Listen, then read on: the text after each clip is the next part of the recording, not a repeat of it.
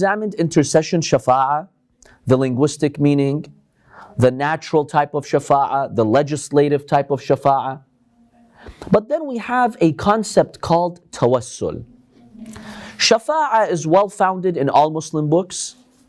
You will find it in Kafi and Bukhari. You will find it in all of our books. So no Muslim can really come forward and negate shafa'a.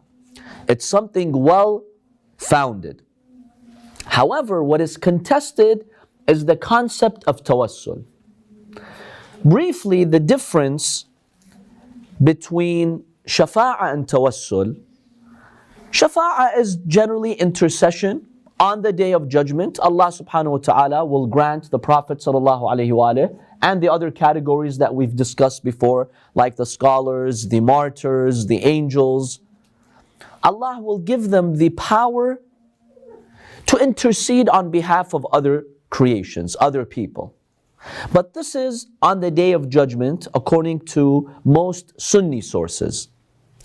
Tawassul is a worldly concept where here in this life you call on one of the righteous servants of God and ask them to intercede on your behalf and to even help you. You call on them directly.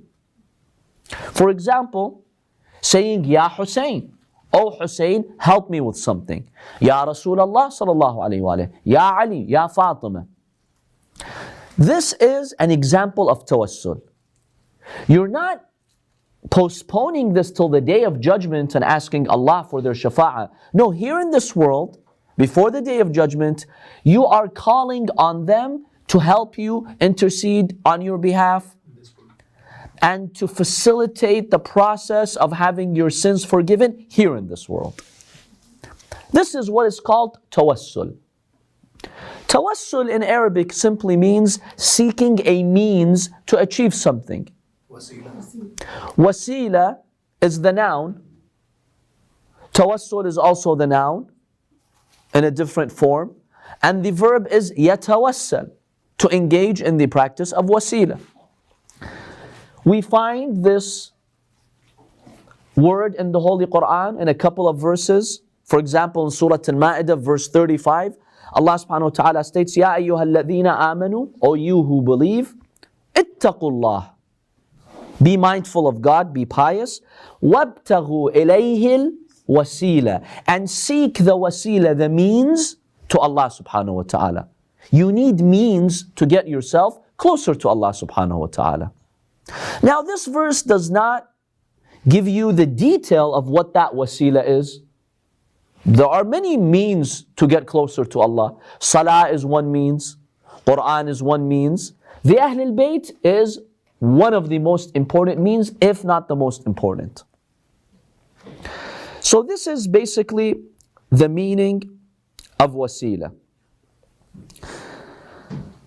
Now, there is a group of Muslims who do declare this blasphemy. If you engage in worldly wasila and you say, Ya Hussein, Ya Muhammad, Ya Ali, they will declare this shirk. Now, interestingly, for 7 centuries after the Prophet ﷺ, this was something widely accepted in the Muslim world amongst Shia and Sunni schools of thought, until a genius by the name of Ibn Taymiyyah comes along, and he declares all those sects, all those Muslims who engage in the concept of wasila and practice wasila to be mushriks, to be pagans, to be like idol worshippers. And he considers this blasphemy, heresy, and he declares them as kuffar. But for 7 centuries this was widely accepted. Something that most Muslims would constantly do. They would go to the grave of the Prophet ﷺ, directly speak to the Prophet, ask him, Ya Rasulullah. Then Ibn Taymiyyah comes and he declares this concept of wasila to be disbelief. And then some 2-3 centuries ago, with the rise of Wahabism, we see the ideology of Ibn Taymiyyah gaining prominence. Up until 3 centuries ago, before Wahhabism, really Ibn Taymiyyah's ideas were not accepted by most Muslims. Even Sunnis we're talking about. They were not accepted. He was considered an extremist. But when the Wahabis took control of the Hijaz region, the Holy Lands, Mecca, Medina, and other areas, when they assumed power, they gave prominence to the ideas of Ibn Taymiyyah. And they tried to make it mainstream Islam. Mainstream Islam is to believe that wasila is shirk. Now, it is important to note that when they consider wasila shirk, it's not just a theological discussion. See, sometimes you sit in your own seminary rooms and classes and you discuss concepts and you say this is belief, this is kufr, this is disbelief. But it's confined in an academic circle. What happened is, when they kept publicly insisting that those who engage in wasila are mushriks, automatically they encourage their followers to do what?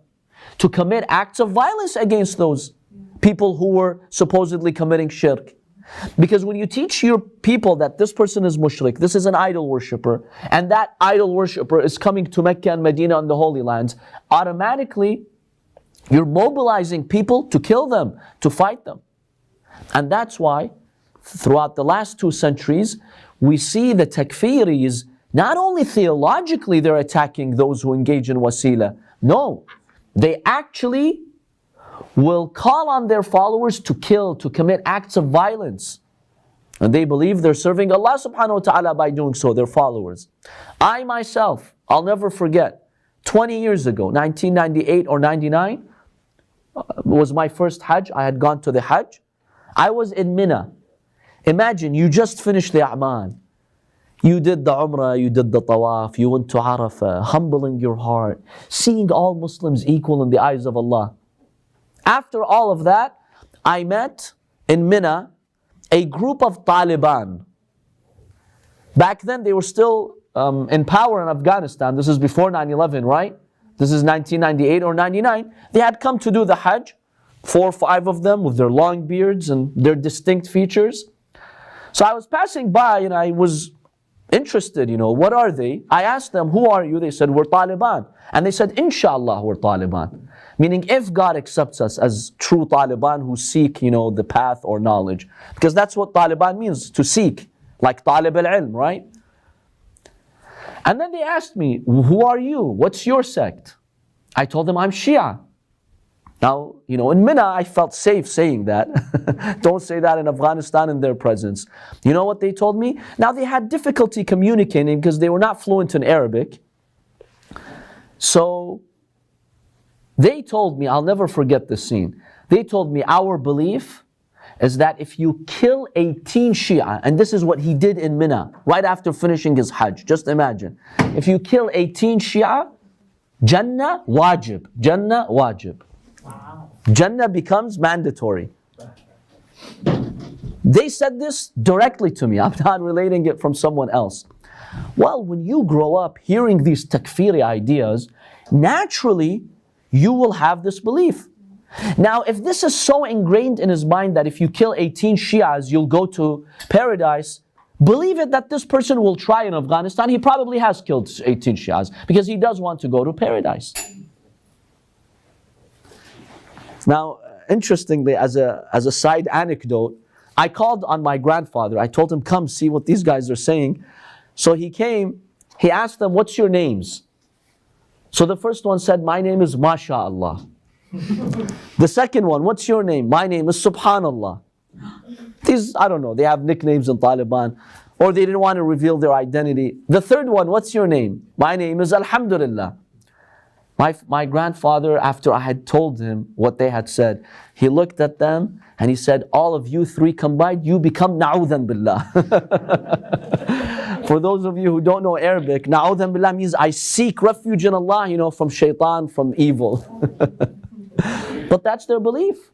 He clearly told me, if you kill 18 Shia, you go to paradise. So this is the effect of Takfirism. Now their main argument is that the Prophet is dead, the Imams are dead, and they cannot help you.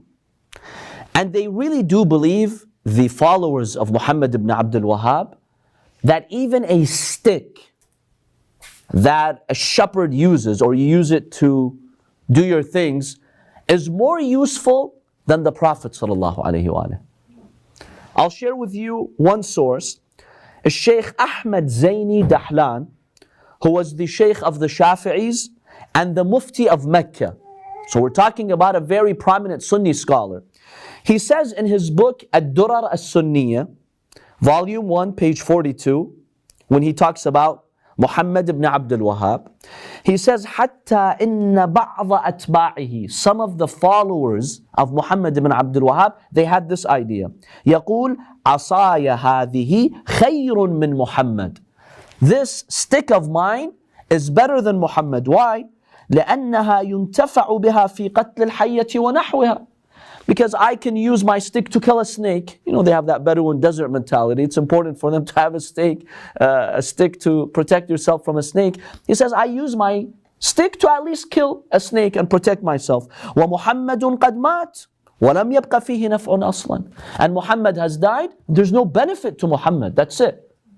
His benefit was confined to his lifetime. He offered. Now that he's dead, he's useless. He's dead. There's nothing. He can't contribute anything anymore. He can't help me anymore. This is the Shaykh of the Shafi'is testifying that the followers of Muhammad ibn Abdul Wahhab would say this. Now obviously, where do they get these ideas from other than their master, Muhammad ibn Abdul Wahhab? Yes. So what part of wasila do they reject? Just the part that the imams and the Ahlul Bayt will do are the means to reach Allah, or the wasila entirely, like regardless anything taken as wasila? So like we take the Ahlul Bayt and we take the Sha'ar Allah also as the wasila. So they disregard the entire concept of wasila, or just taking the... They reject the idea of calling on to any human being who's died, talking to that dead human being and asking them for help or asking them for intercession. That is considered blasphemy in their ideas. Any human being who's dead, you can no longer ask them for help. You can no longer ask them for intercession or shafa'a. So how do they analyze this verse? Like, how do they give the tafsir of the verse of Surah Ma'idah? The wasila, for example, they would give you different applications, like salah. They would say worshiping God, like prayer, fasting, and hajj, that's the wasila to Allah, which we agree, that is a type of wasila, but they've confined it to that meaning. Whereas the verse has a much general meaning. So they've eliminated certain meanings and they've accepted only certain meanings. So that's how they would interpret the verse. They say, yeah, wasila is your salah. It's your Quran, for example. It's the hajj. These good deeds are your wasila to Allah, which we accept, but we give it a more general application because the Prophet and the Ahlul Bayt gave it a more general application.